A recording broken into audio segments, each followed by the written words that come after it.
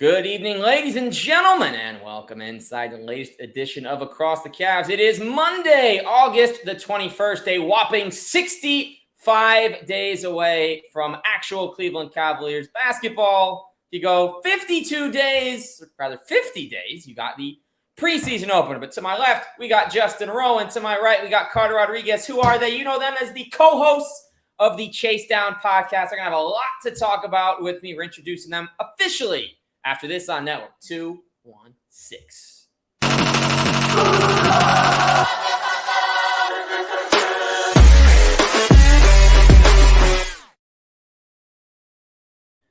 Pleasure to get both of you on, and this time, not separated. We got the duo. So to both of you guys, I've been pumped about this one for a while. So thank you both for coming back. Dude, thank you so much for having us. Really appreciate it. It's nice to get on here, talk some Cavs.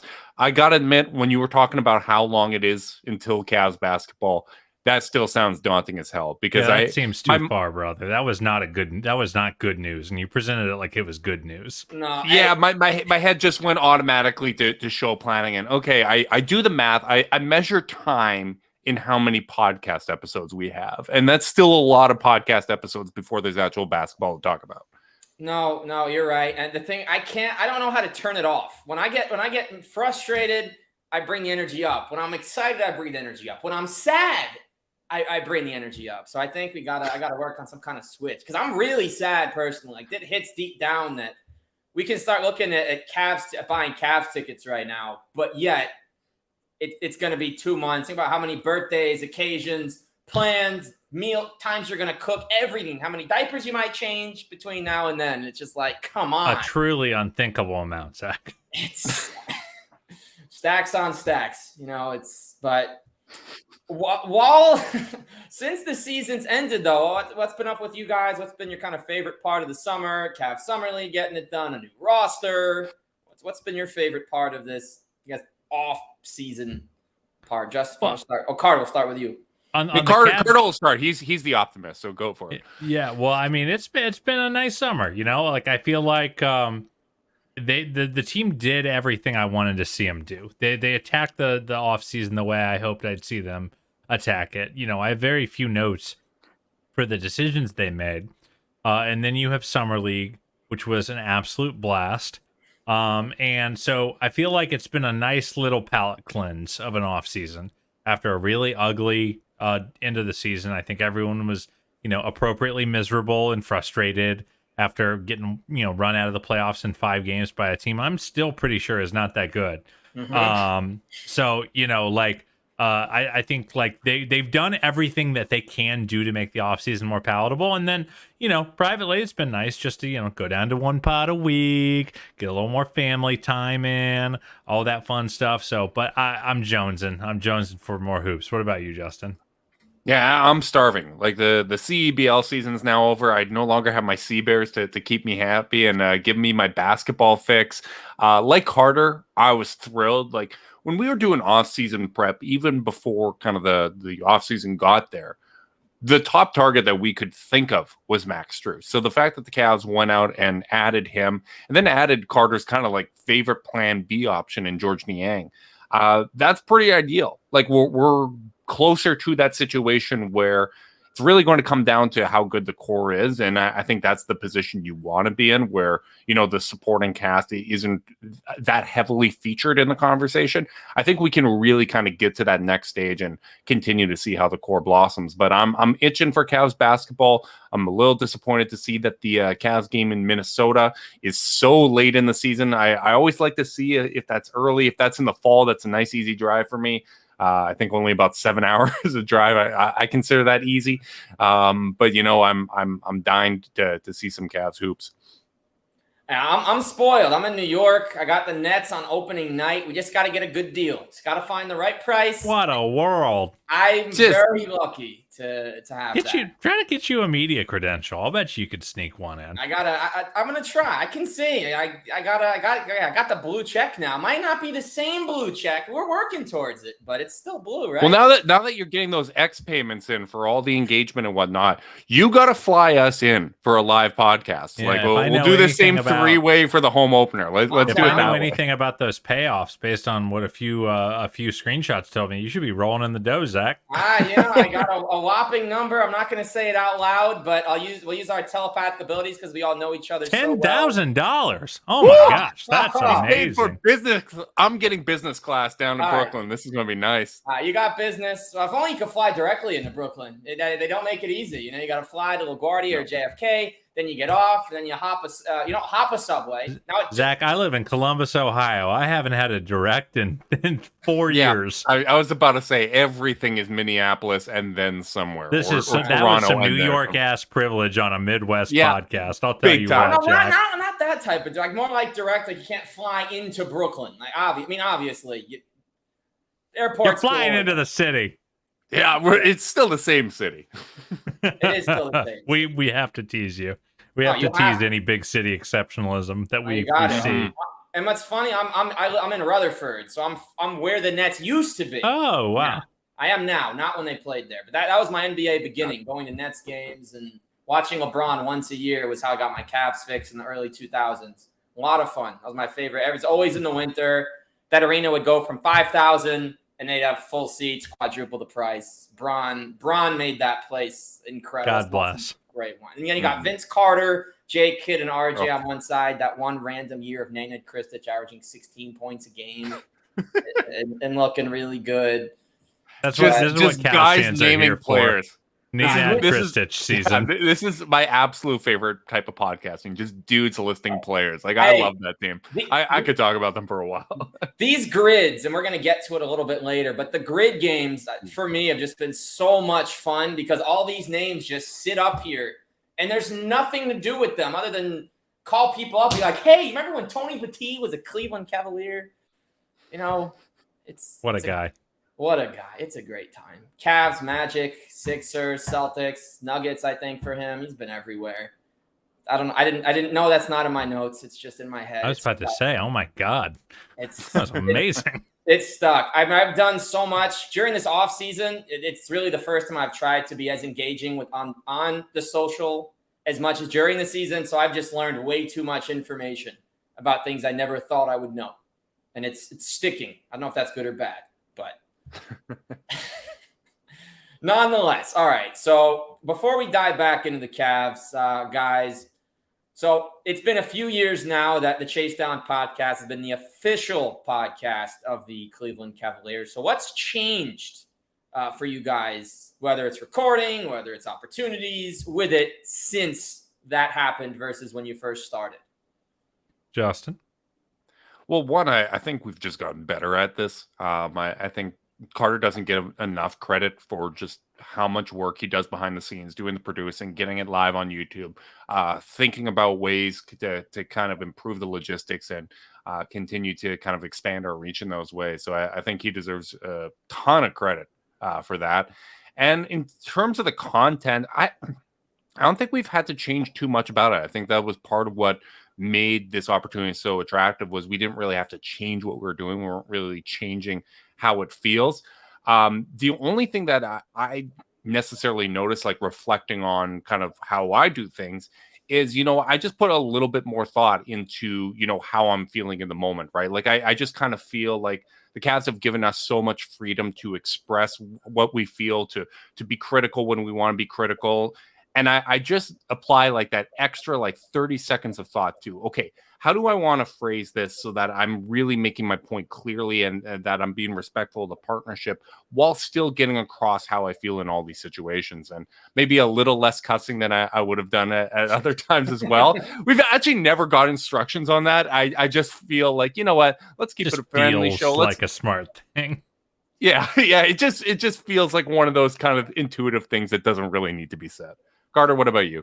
Yeah, I mean, I think for me, like it's really part and parcel with like the growth of the podcast and the growth of like our skill set, where I'm just less interested in getting in my feelings Like I'm even like my highs are not as high, my lows are not as low. In terms of how I kind of engage with how I think about the Cavs. I think it's very important to me that I've covered all the angles. So like, even like as an example, like I was crazy bullish on the Cavs going into that playoff series. I picked Cavs in 5. I was one of the I was more bold than most of my peers on that front. But like, even though I, made that take, or I made that pick, I made that pick confidently. I explained all the reasons. I did make sure that I was explaining all the ways it might not go that way.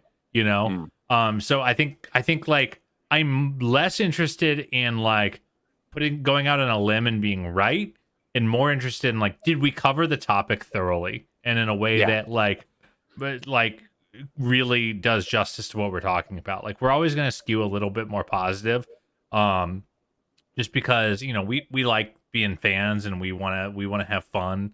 And that's kind of my number one KPI as a fan at this point is like, am I having fun? Because if it's not fun, like what are we doing here?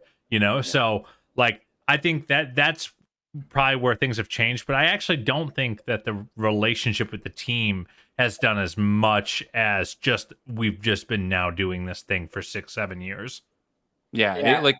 Well, one of the main things when we started the podcast, right, was okay, I wanted to make the podcast that I wanted to listen to, right? And for me, it's especially like those early years where there weren't as many wins.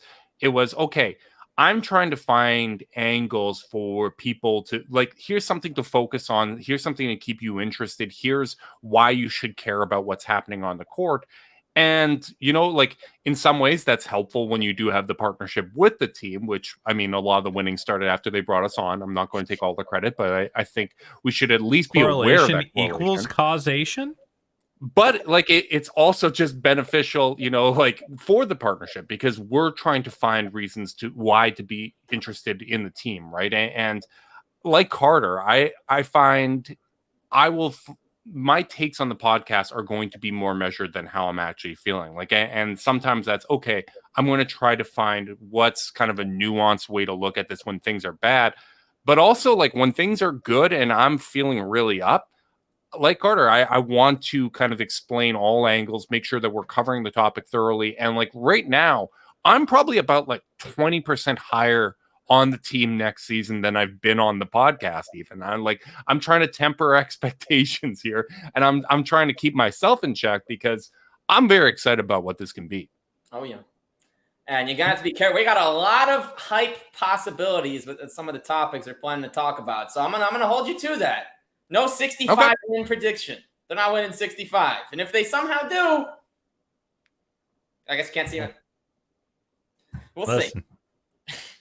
But no, I really respect that from both of you guys. It's really come a long way. It was never needed to come a long way, but yet it has. And so to be able to talk with you guys, and for me, this being my 5th year, now 5th season with Across the Cast, kind of crazy how fast that's gone. I started brand new account, brand new brand, currently with Network 216 has seen up, been a really good experience. It's the 3rd network that I've been with since it started. Definitely, I think the coolest opportunity. It's all Ohio, kind of finding that niche. And just to be able to have these conversations, I remember when I started, the numbers were way down. I was tweeting to 20 people for probably the first 2 or 3 months of the season and just trying to find my way. And Cavs Twitter, I will honestly say, and I'm sure you guys agree, while it has the exceptions, the people we want to quote tweet, want to blow up the spot and let people know that some people don't know what they're talking about, it's a really great community. And I think it allows all of us a really good opportunity to try and get things out there to really make people talk and come together for better or worse. The Cleveland t-shirt economy is strong, but the Cleveland podcast economy may be stronger. God bless them. 100%. For that. There's some really good ones out there. Obviously, ChaseDown, top of the list. Oh, thank you. Thank you. Appreciate it. I'll throw myself somewhere in the top 100, modestly. But puff your chest up. Come on. I'll take it. But this has been fun. I definitely feel like my first 23 years of being a Cavs fan, I barely got to talk about the Cavs. I just made my first Ohio trip in January. It was incredible. Met with Tim Alcorn before the game up at the Radio Perch. Really nice. We had talked a number of times. It was just really cool. They won that day, got really nice seats, got to meet a couple of the ticket reps out after the game that I'd been in touch with beforehand. Just a really good immersive experience. Obviously, Donovan Mitchell injury happened that day against the Pelicans. They won. It was just too much torque on that groin, baby. Good thing is he came back and got healthy at the right time. But I'll close that and we'll move on with this. It's that I just had such high expectations for that day because I've been a Cavs fan since I was 7 years old. And obviously not being in Ohio, LeBron was my first connection. Him being long gone, I've really formed that deeper bond, especially since he left, because my pod started his first year, or rather, I think it was his second year in LA. And so just thinking about things and how it's gone, it's allowed me to really become more knowledgeable on the team and not talk just as a fan, but as someone that's following with the intention of giving that somewhat unbiased take where, like you guys do, Cavs aren't going to win all 82. We're not going to predict wins every day. We're going to give credit to other teams. When they beat the Knicks, sure, we're coming in excited. But in that moment, we give our flowers. We're not salty. We're not sticking with this crazy, unrelatable personality of like, Cavs. It's like, Cavs, okay, the Knicks won. Here's what happened. We step aside and we're real. And I think that's the beauty of this network and of kind of Cleveland sports, when you have people that really want to give fair, honest takes and not just Cleveland biased takes, you know? Yeah, I mean, I won't ever accuse us of being unbiased. But you know, we do try to be honest. I think being honest might matter more.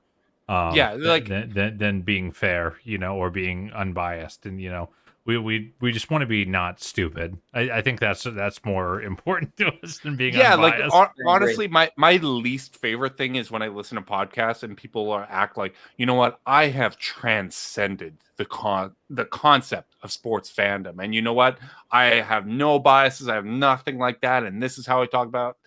I don't believe you. I don't believe you. Like we wear our biases on our sleeves, but we try to keep the analysis, you know, unbiased. Like let's take a holistic view, and then here's my biased opinion of how it's going to play out. And as long as we get the analysis right, I think that's the most important thing. And I think we nailed the analysis of that Knicks series. We were just like the percentile of possible outcomes.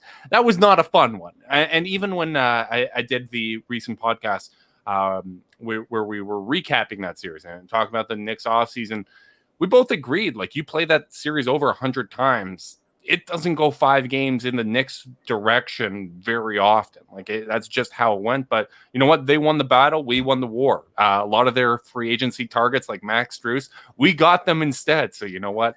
This is our season. They only got one round more than us. Let's go get them. Let's go get them. Those are the Villanova Knicks now. They're moving out of New York, and they're moving to Pennsylvania. They got Dante now, but as long as they don't get McHale, I will not worry about them. If they get McHale, which they won't, but if they do, then we worry. But that's not going to happen. And then we'll say this: I've been on a massive Marvel binge these last couple months, and in the multiverse, somewhere Doctor Strange is messing with some possibility of the Cavs winning the title, and it probably happened in one of the many multiverses he tried to create in What If or in that last movie. So it's somewhere. It's out there. I don't know where. It's not in our universe, but it's real. Well, let's not get too ahead of ourselves for the next season. Let's not close the door here, baby. Oh, this was last. No, this was last season. Last season. We beat the Knicks, and then we took the Heat. Kevin Love does that semi-pro thing where he changes teams at halftime, comes back to Cleveland, and then they win in 7. There we go. And then they're on. So, nonetheless, we'll dive into real Cavs. We do have some things we're going to talk about, and we'll start here. Not the most exciting subject, but certainly an area of weakness for Cleveland in big games last season. Justin, we'll start with you. Ricky Rubio currently taking time away from the team to deal with his mental health. Do wish him all the best and hope he's all right. But while he is gone, it does create an official opening at the backup point guard spot behind Darius Garland for the times when Donovan's not running point with the second unit. Who do you think is the ideal backup point guard for opening night against Brooklyn and then the short term beyond? Well, you just skipped over it. You said for when Donovan isn't running the second unit, it's Donovan. Like it's Donovan. him running the second unit. It's the same kind of approach that you have with Mobley and Allen. And frankly, like I was of that opinion prior to the situation with Ricky Rubio. And obviously, we're wishing him all the best and taking as much time as you need to kind of figure things out. Talked about it on the pod. I can't believe how long he's been playing professionally, and the pressure that he must face every single year for such a large part of his life. You have to imagine that that's going to take a toll on him. So I would probably go with Donovan there. Karis LeVert can also provide some of that playmaking.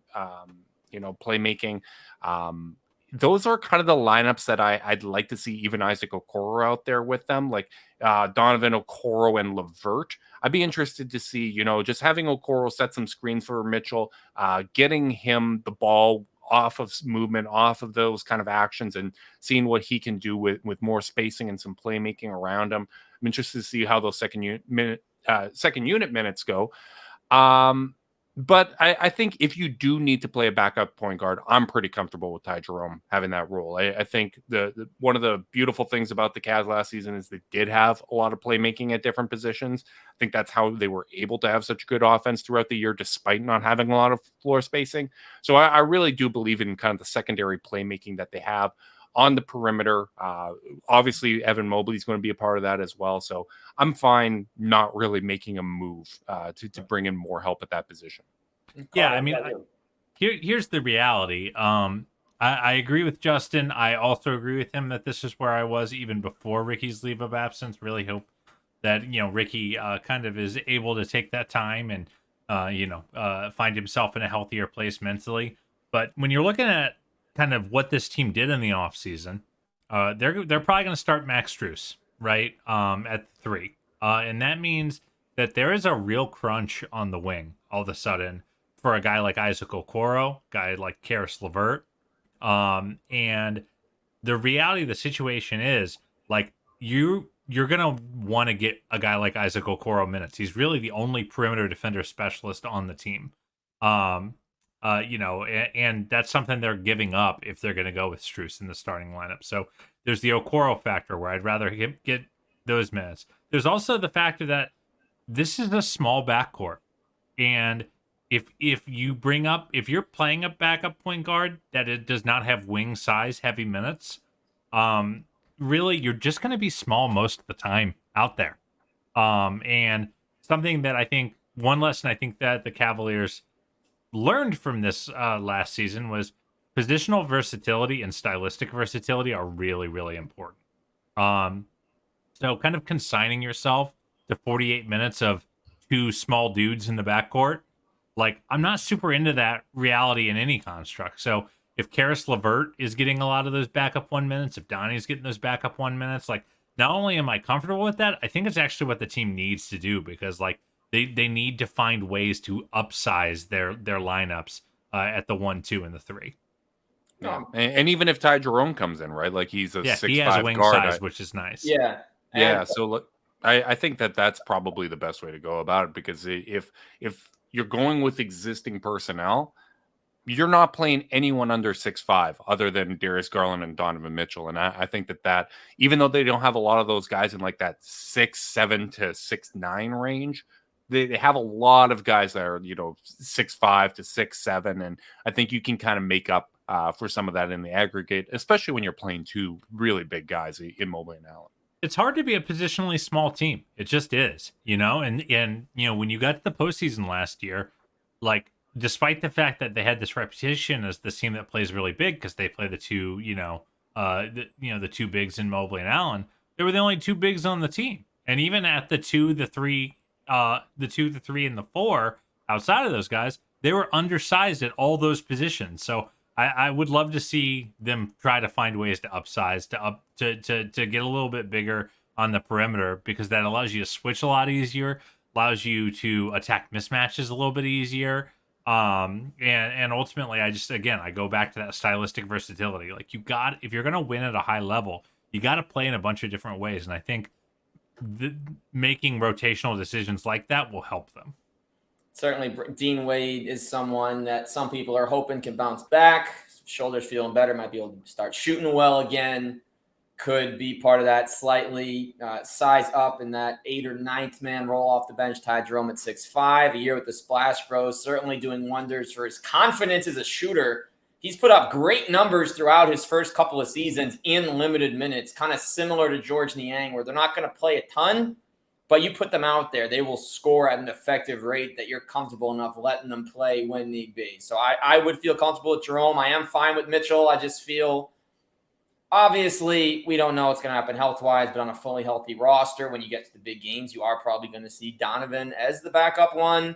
And then maybe what you do is you let him handle, and you put a Ty Jerome off ball. You put him in there so he gives you more size, but he can still defend the one. But in the offense, you kind of use him as a catch-and-shoot specialist, which I think he'd be more than capable of thriving in. But, I mean, I'm a Jerome fan. I don't want to let the fact that I'm suggesting someone else get his minutes belie that fact. I just think, like, ultimately, like, we've seen this too many years in a row where you go, oh, man, they have all these guys. They're going to need minutes. And then how are they going to get minutes? And then this regular season happens. Guys get banged up. Guys miss time. And I feel really good about Jerome in that role. But like I'm trying other people that kind of fit my personal vision for the team first before I go to Jerome. But does not mean I don't think very highly of him as a fit, and I really love the signing, especially for the money. Yeah, no, he's someone I think can definitely help. And as we go forward, guys, last year the Cavs finished as the 4 seed. The year prior were well on their way to being a top 4. Some injuries and illness to the two bigs certainly derailing that. So coming off a 50-plus win season and a top 4 seed, Justin, we'll start with you. What seed are you projecting the Cavs to finish the regular season with? So the last time we talked about this on the podcast, I went the 3 seed. Spoiler alert, Carter went to 2. Can't wait to hear that. I'm getting up there to the 2. I think I want to change my official prediction to the 2 seed, especially, Kristaps Porzingis is already dealing with foot issues. That's a major question for Boston. Obviously the biggest questions for the Cavs are going to come in the playoffs, but I think that this is a team that's really well positioned to kind of rip through the regular season. And the bottom of the East has got better, but the top is looking a little bit more shaky. So I feel pretty good about the Cavs' ability to take care of business against the teams they should beat. And you know what? There's fewer of those teams that I view as clearly ahead of them from a talent standpoint. And unlike Daryl Morey, sorry, Carter, real quick. No, go ahead. Unlike Daryl Morey, I don't think there's any reason to call you a liar here, Justin. That is a great take, and I'm excited to hear what Carter has to say. Yeah, no comment on that one. However, I think the 2 seed is really in play for this team. And if you're in play for the 2, you're probably in play for the 1. Just looking at historically. Reasons being, I do think that this team is built to be a regular season juggernaut. They're still very, very young. I don't think they have a single guy in their rotation over the age of 32. Like they're young. They should be hungry. After a really frustrating end of the season, they won 51 games, underperforming their metrics last year. They were a better team by things like net rating than their record showed, and ultimately they are a team that makes more sense from a roster construction standpoint. Like they won 51 games with a lot of guys hurt and a lot of weird, square pegs in round holes. And they would have been the 3 seed if Embiid fouled out like he should have. Yeah, those are some bad. That was a rough one. That was probably it's the end of August, and I'm still bitter, baby. Let's go. Yeah, you truly are a petty battery, my friend. However, so like I think like they're not that far they weren't that far from it last year. So the fact that I think you saw a team that was near the top of the league in missed games, and a lot of their star players didn't miss quite a few games. So if they just have a positive injury luck season, with the extra shooting, with extra development, with maybe a team that's a little bit grumpy about how their season finished, obviously they can go one of 2 ways. But I just think I think the upside is very much there, and I don't think their floor is much lower than like 5. And I think that's probably a bummer year if you're finishing around 5. So like, yeah, I think 2 is very reasonable. It doesn't reflect how I would like power rank the contenders in the East, Agreed. but I do think this team is very well built to succeed in the regular season. And just for context, the only reason I bring that up, the Morey thing, just with all Philly's drama, that takes them officially out of the equation of potentially being higher. Obviously, there was a better way I don't to work think that. it takes them out. I think basketball is weird, man. They're out. They're out. It's okay. They made some pretty poor moves. They traded Thibault for McDaniels, who they didn't play, then let him walk. They lost Shake Milton, who I thought could have been a plug-in scorer for them in the playoffs. They lost Niang, bang Niang. Like forget the Harden stuff, man. Like that's taking them down. Carter's afraid to say it. I'll say it. They're out of the mix. They're not a home court team. Still have the MVP. That does matter. Yeah, voted MVP. Yeah, the voter fatigue MVP. Yeah. Hey, he's a fantastic player. I won't argue there. He's a fantastic player, but I'd be confident. We're not going to the playoffs conversation yet. Actually, we are in a second, JK. But that's next on the list.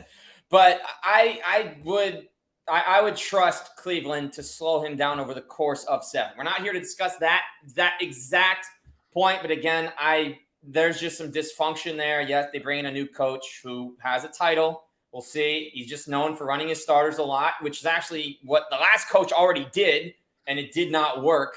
They only added one guy to their bench, and yes, I think he could be an impactful guy. He's got an interesting podcast himself, so shout out to PB, I guess. But nonetheless, I'm curious to see what they do. But the Thibault trade did not help them at all. I think it hurt them a lot.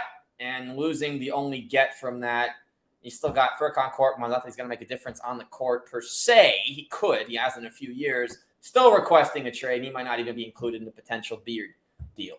But no more Sixers. This is across the Cavs. Yes, sometimes we go across the association. We'll get back on track, bring that all back. So getting back on that train, Carter, we'll start with you.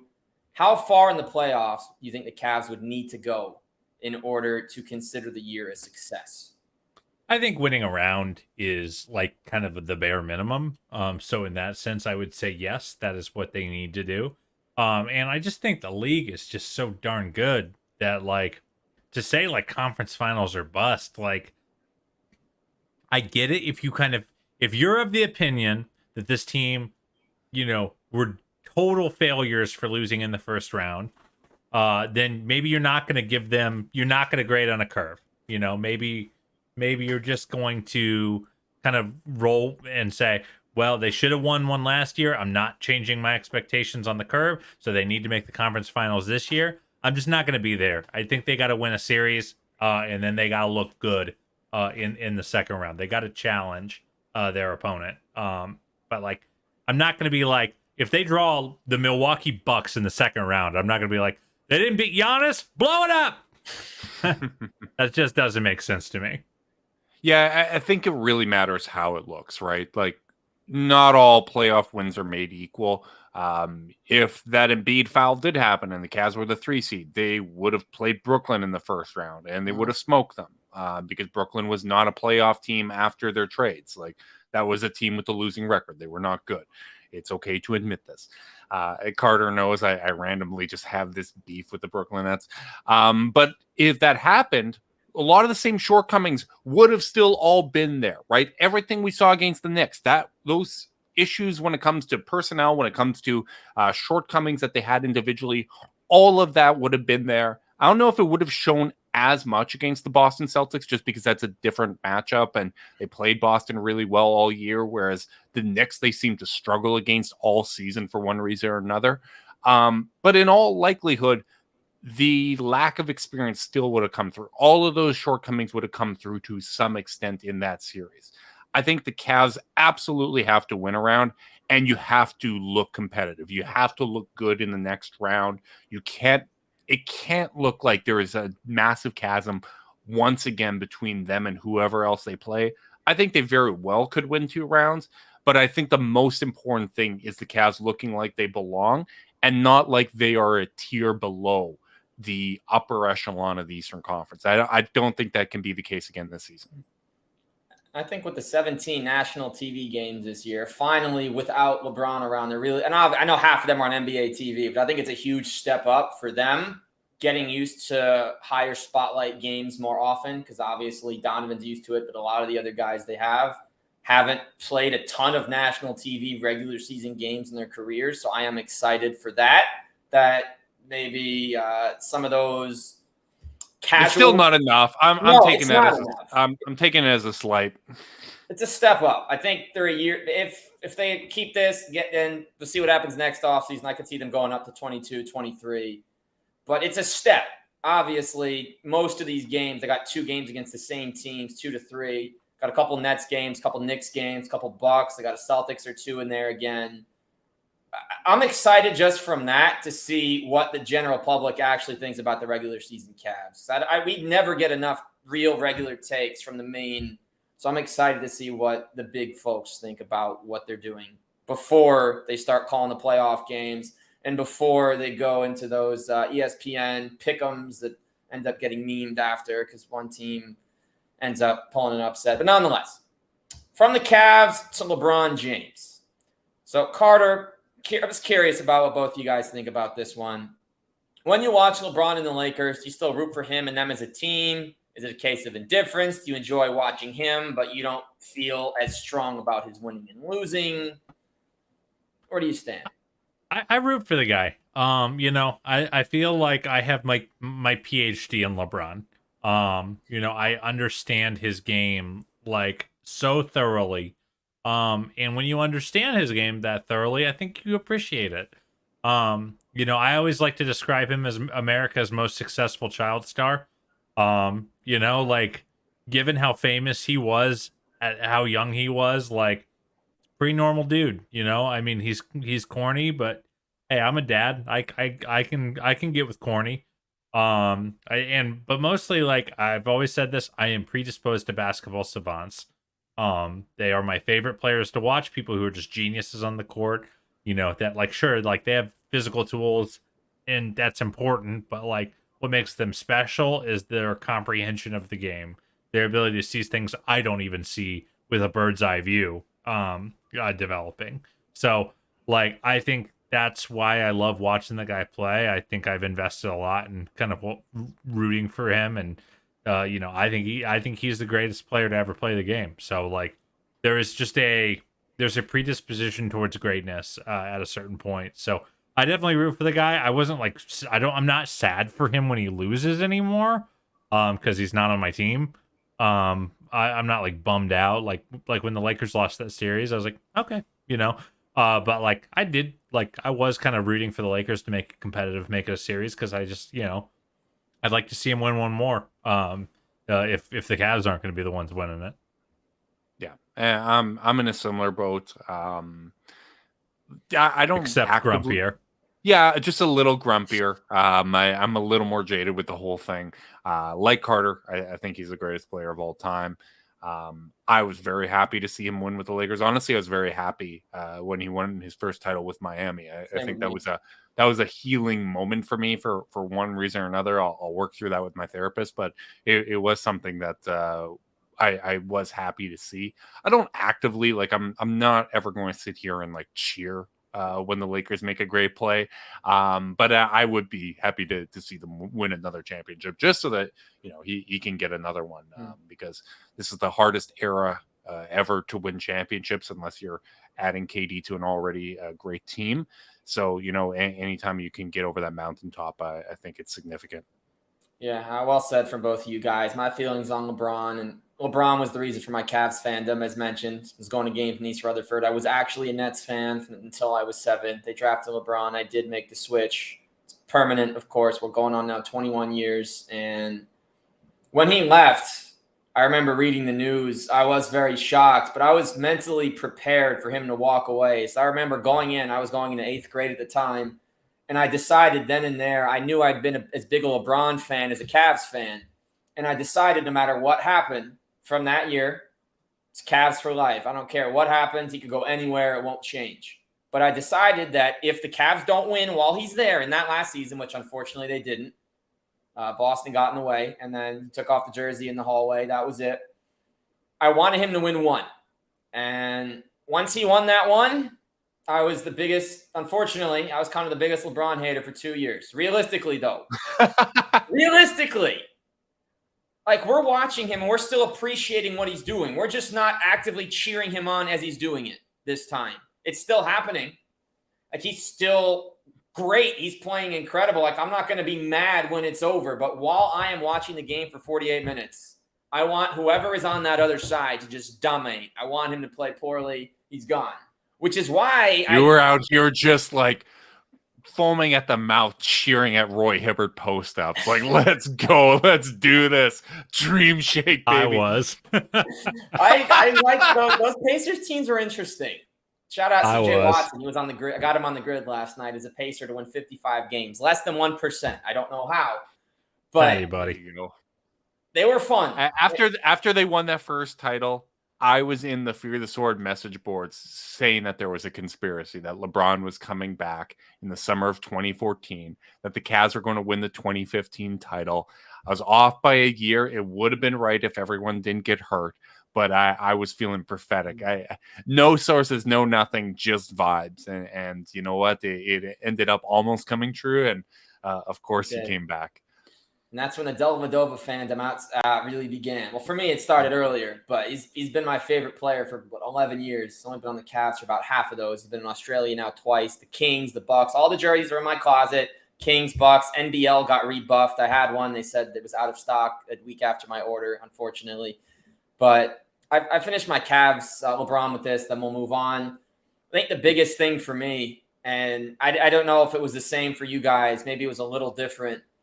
When the announcement came in that he was officially coming back, I didn't know how I should feel because while you're getting the GOAT back on your team where he once was, you felt like the whole good history that they've had for the previous 20 years was tied to him. It had been since 97, 98, they were good without him. Like, they're building something, they're trying. You could bring him back. I was just so excited about, and obviously Luol and Spencer Hawes, them not coming back, and the bad juju there certainly changed some things. But I didn't know how to feel. I was indifferent. I wasn't jumping for joy. I was just kind of like, wait, what? This is real? When it happened.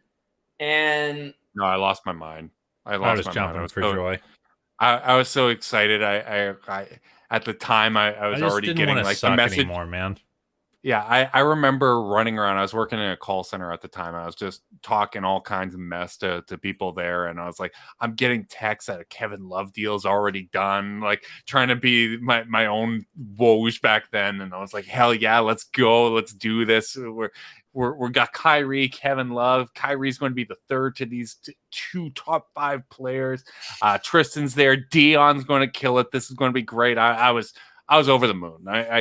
I do understand like the wanting to build something that isn't tied to LeBron, right? And obviously now the Cavs have had back-to-back winning seasons, even though they missed the playoffs due to the play-in 2 years ago. They still won, a good amount of games there. 44, yep. And that feeling definitely was more there in the 17-18 season. I think by the end, I was ready to drive LeBron to the airport, and Carter relentlessly mocked me. And as usual, he just wasn't privy to my vision. He didn't understand that the Cavs were going to bounce back so quickly and we were going to get such a fun team. But you know what?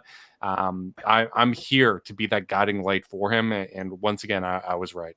He's lucky to You're have the him. worst. You're the worst. 2025 champs, baby. Just wait. I'm with that. 45 is going to be in the rafters someday. Woo! Love it. I'm confident. A lot of people like aren't, it. and I get it. I like it. He's the 7th most likely traded player according to ESPN. It's that 7th most likely to request a trade after Embiid at 40, and I think Cat was 2nd. I'm not here to talk about that. I'm really not even that curious. Those are the worst to me.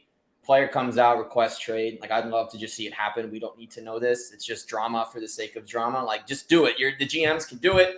Doesn't have to have a Shams or a Woj tweet leaking it. Like, I think it's better when it just happens.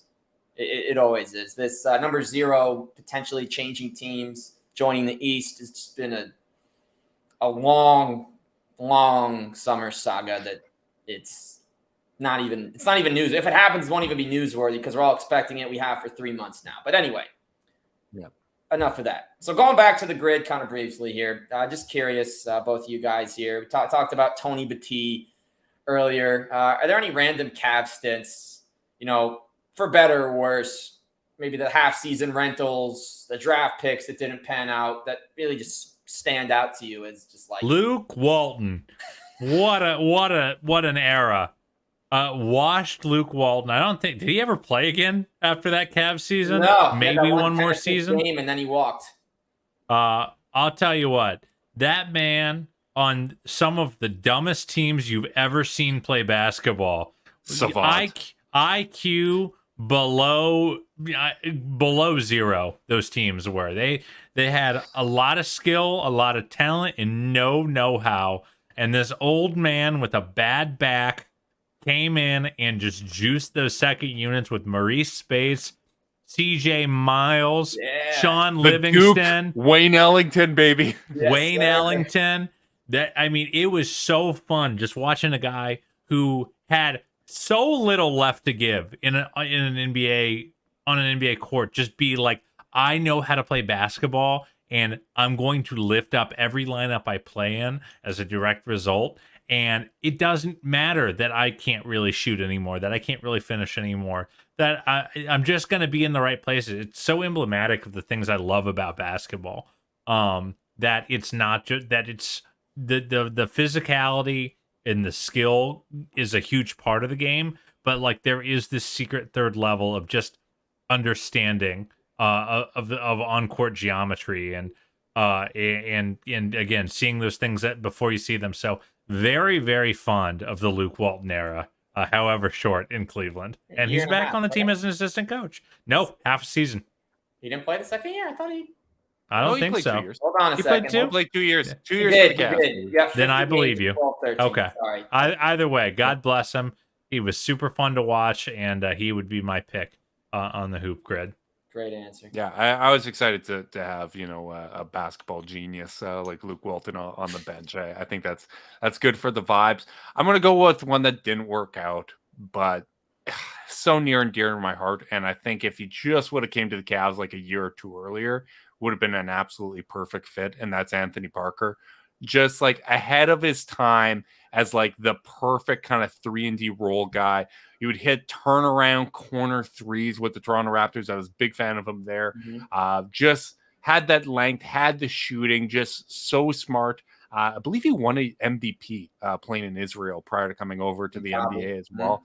But you know what? Just really, really, again, a smart, great role player. And if he just had a little more in the tank, I think that was the exact type of wing that they needed to have alongside LeBron. I think the issue is the NBA rediscovered him after his long Israel stint a little too late. I think he was, 28 or 29? He hadn't even been 30 by the time he came back. So I know he played with the Nets and Magic, maybe even the Raptors as well, that like 98 to 2000 range. Oh, he was awesome with the Raptors for a few of those years. I liked him there, and I think – did he go Raptors to Cavs? Did he have a Heat stint in there? Or am I mixing him with Jamario Moon? No, he went Raptors to Cavs, and then it was over. Yeah, he was I just pulled it up on Basketball Reference. He averaged like 12 points per game for the Raptors, shot well from three, and then just, those 3 years in Cleveland, which unfortunately only one of them was with LeBron. I think the year Cavs beat the Bulls in 5, when he was there, I want to say he missed a half-court shot when they were down 2 in the one loss. I have a memory. Of him doing that. No, I liked him. Maybe. I'm gonna go Wayne Ellington on this one just because I liked him. I think they got him and Mo together in that Memphis trade, which I think they gave up John Lure, who no one seems to remember ever played in the NBA. I put him on the I remember John Lure. John Lure was an early NBA Twitter darling. Yeah. Oh yeah. He shows up. He played for I think 6 or 7 teams. He was he spaced the floor. He gave you, and he was in the league until a few years ago. I think right before the pandemic year, he had played the year prior. But Wayne Ellington came in, and I just loved watching him run plays, getting him shots. With some weird teams, I think that was also the Sean Livingston year, as you mentioned, the same Luke Walton year with Mo Spates. And I think It they was had so funny to see just how much better that team played when they just added some spacing, right? And like, having Spencer Hawes out there, having Wayne Ellington, having all these guys like, Spencer uh, Hawes. I I'm excited to see a similar thing for this year's Cavs because every single guy that they brought in can space the floor, right? Like Max Strus is going to bring that. George Niang is going to bring that. Ty Jerome can space the floor. Even Damian Jones has shown the ability to stretch the floor in. Who knows? Maybe there's going to be an opportunity for him at some point this season. I'm just excited to see what that extra spacing looks like because the fact that the offense was as good as it was, considering the lack of spacing, I really do think that this could have the potential to juice what they were already doing. Yeah, no, good analysis there. It was some fun times, and I think you look at right now, thinking about everything with the Cavs, getting these floor spacers allow them to really kind of get with the modern day. Everyone can space, everyone can shoot, and for reference, I do trust Damian as a shooter. He hit 5 of 7 threes playing for Utah after the deadline. So I know small sample size, baby. that's all. Hey, it's a sample size though. Even if it's small, Yeah, it's real. These aren't practice threes. It's hard when you get out there and you got 20,000 people in there and another 5 million watching you at home. It's hard to make these shots. That's why they make all this money. There's a reason for it. hell yeah, Absolutely, baby. We got 2 more topics, then we'll wrap. We'll go through these quick. Carter, we'll start with you. And I did kind of hint that I see this, but do you see Donovan Mitchell as a Cleveland Cavalier for the long term? I think it really the answer to that question I think has a lot less to do with Donovan Mitchell and a lot more with what you think about this team's trajectory.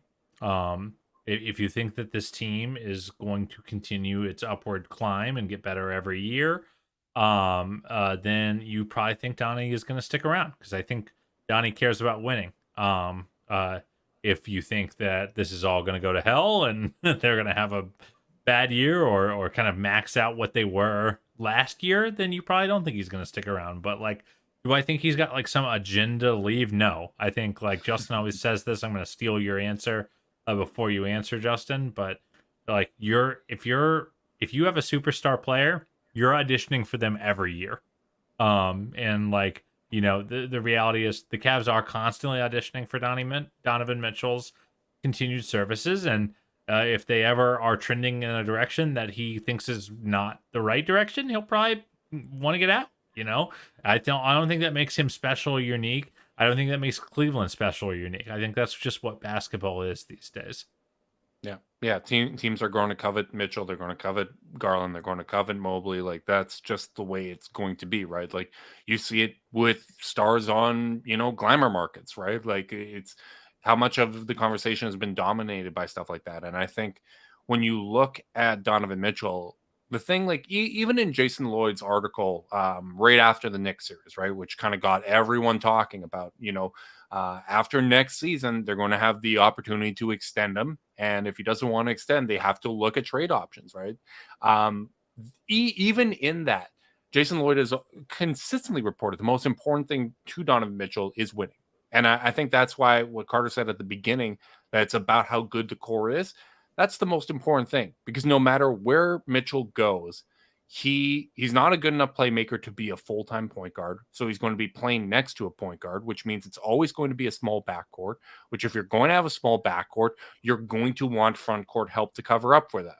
Well, we already know a group of 4 players that play incredibly well together, that they make one another better, that those guys cover for them on the defensive end, and that dynamic backcourt makes them a great offense when they're together. We already know that works in probably the worst version of that team we're going to see, right? Like Jared Allen just turned 25 years old. He's the same age Tristan Thompson was when he was backing up Anderson Varejao and Timofey Mozgov in that first finals run.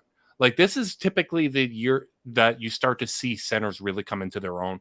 They reach that physical maturity. They start to hit their peak.